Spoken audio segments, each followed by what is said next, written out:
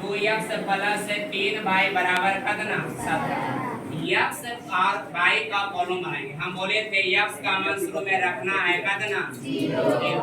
तो यहाँ से जैसे x का मान 0 रखिएगा तो 2 गुना 0 तो हो जाएगा कितना 0।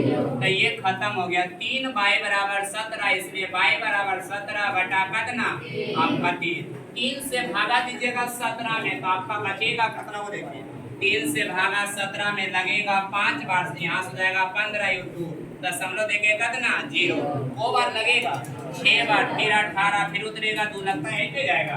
जब 6 ऐसे जाएगा तो क्या लिखेंगे 7 यानी हम यहाँ से लिखेंगे 5.7।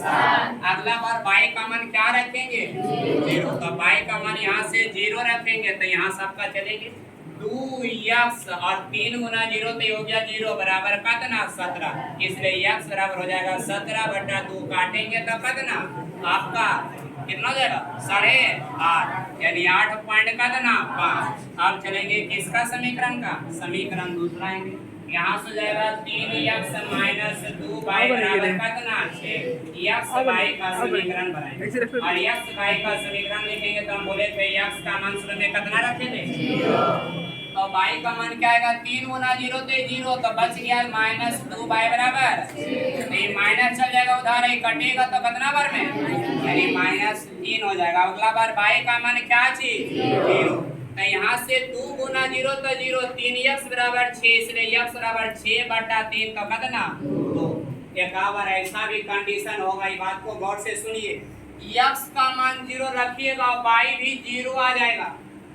बात समझ आ रहा x का मान 0 रखिएगा और y भी क्या देगा 0।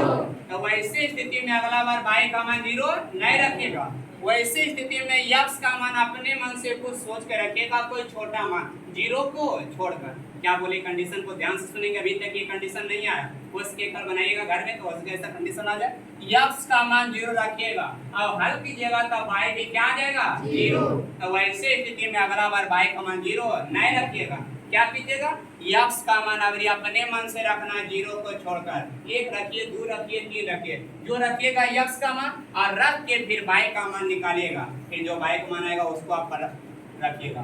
चलिए आगे चलते हैं। यहाँ समीकरण को ग्राफ को दर्शाते हैं। ये आपका होगा क्या चीज y और ये होगा क्या चीज और ये कहलाएगा x और ये कहलाएगा क्या चीज x।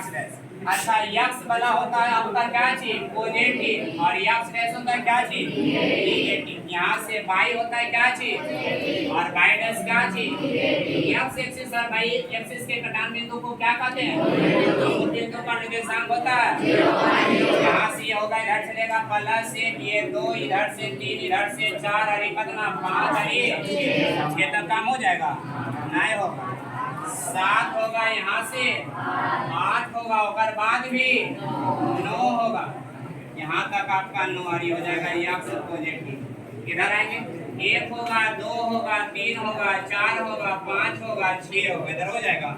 आगे का इधर -1 -2 -3 -4 -5 -1 -2 -3 -4 -5। लेकिन एग्जाम में आप जाइएगा तो ग्राफ को कंजूसी नहीं कीजिएगा। वहाँ एक ग्राफ पर एक पन्ना मिलेगा आराम से बड़ा से घिस कर कीजिएगा। लेकिन कभी कभी क्या होता है जैसे आप खरीदते दुकान से ग्राफ वैसे एग्जाम में नहीं रहेगा। कभी कभी एकदम ब्लैक रहेगा ग्राफ और आपका कटपेंसिल भी क्या रहेगा ब्लैक और तेज लगेगा रेखा करने की तरह।